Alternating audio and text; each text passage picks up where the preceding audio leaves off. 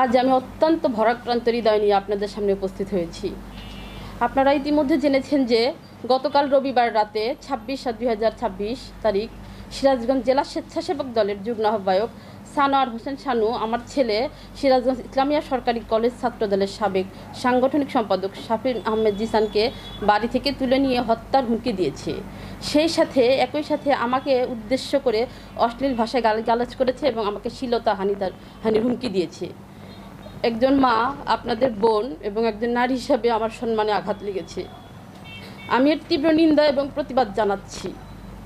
মূলত শুরুটা হয়েছিল জেলা বিএনপির দপ্তর সম্পাদক তানভীর মাহমুদ পলাশের একটি ফেসবুক পোস্টকে কেন্দ্র করে।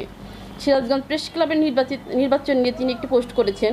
ওই পোস্টে সানোয়ার হোসেন শানু আমার স্বামী সিরাজগঞ্জ প্রেস ক্লাবের সাধারণ সম্পাদক শরীফুল ইসলাম ইন্নাকে নিয়ে বিরূপ মন্তব্য করে। 26শে জুলাই রাতে সিরাজগঞ্জ শিল্পকলা একাডেমিতে জুলাই গণ অভ্যুত্থান স্মরণে স্মরণ সভা অনুষ্ঠিত হয়। সেখানে আমার ছেলে জিসান একটা সংক্ষিপ্ত বক্তব্য রাখে এবং সেই বক্তব্য ফেসবুকে পোস্ট করে। সেই পোস্টে সানোয়ার হোসেন শানু আমার ছেলেকে অশ্লীল ভাষায় গালিগালাজ করে এবং হুমকি দেয়। পরবর্তীতে রাতে আমার ছেলের মোবাইল ফোনে কল করে হোসেন শানু আমার ছেলেকে হত্যার হুমকি এবং সেই সাথে আমাকে অশ্লীল ভাষায় গালিগালাজ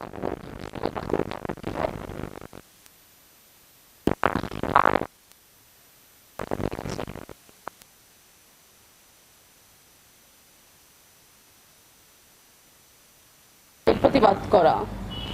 এই সানোয়ার হোসেন শানু গংরা সিরাজগঞ্জের অভিভাবক ইকবাল হাসান মাহমুদ টুকু চাচা সাহেবের নাম ভাঙিয়ে নানা অপকর্ম এবং মানুষকে হুমকি দিচ্ছে। তারা বলে যে মন্ত্রী আমাদের লোক এবং আমাদের কাছে বস্তা ভর্তি টাকা আছে, যেমনটি আমার ছেলেকে বলা হয়েছে।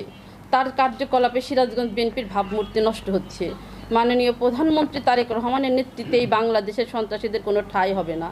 মাননীয় প্রধানমন্ত্রী তারেক রহমান ও সিরাজগঞ্জ জেলার অভিভাবক ইকবাল হাসান মাহমুদ টুকু চাচা এবং আমাদের মাতৃতুল্য মা রুমানা মাহমুদ চাচির কাছে অনুরোধ করছি, আমার ছেলেকে হত্যার হুমকিদাতা সানোয়ার হোসেন শানু ও তার ভাই শামীম এবং তার সাথে আরও হিমেল এবং যুবরাজ নামের কয়েকজন আছে। তারা নানানভাবে আমাদেরকে হুমকি ধামকি দিচ্ছে এবং আমাদের ছবি এআই দিয়ে এডিট করে আমাকে অশ্লীল ভাষায় গালিগালাজ করার প্রতিবাদে এবং সানোয়ার হোসেন শানুকে এর জন্য সানোয়ার হোসেন শানুকে দল থেকে বহিষ্কার ও গ্রেপ্তারের দাবিতে আগামীকাল 28শে জুলাই সিরাজগঞ্জ বাজার স্টেশন মুক্তি সোপানে আমি ও আমার পরিবার আমরণ অনশনে থাকব।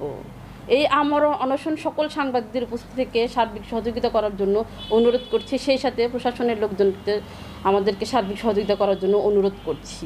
প্রিয় সাংবাদিক ভাই ও বোনেরা, এর আগে সানোয়ার হোসেন শানু আমার পরিবারকে হুমকি দিয়েছিল।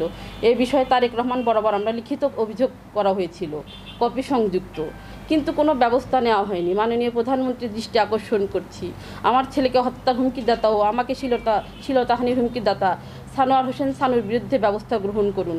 তাকে ও তার ভাইকে গ্রেপ্তারের বহিষ্কারের দাবি জানাচ্ছি। আপনারা সবাই জানেন বিগত জুলাই আন্দোলনে আমাদের পরিবার কিভাবে আমরা মাঠে ছিলাম, বাচ্চাদের সাথে ছিলাম। আমাদের পরিবারে 3 জন সন্তানকে ক্রস ফায়ারের তালিকায় নেওয়া হয়েছিল। আমরা এই পুরো পরিবার আপনাদের এই মাঠে ছিলাম জুলাই আন্দোলনের সময়।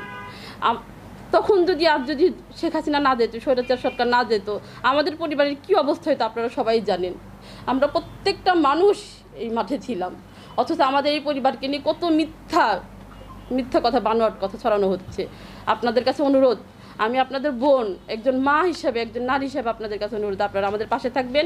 কালকে আমরা পরিবারের সবাই মিলে আমার অনুসরণে থাকবেন ইনশাল্লাহ, যতক্ষণ পর্যন্ত এই সানোয়ার হোসেন শানু ও তার ভাইয়ের বহিষ্কার এবং তারা যে পর্যন্ত গ্রেপ্তার না হবে। আমরা ইনশাল্লাহ কালকে থাকবো এবং আপনারা আমাদের পাশে থাকবেন এই আশাই করছি।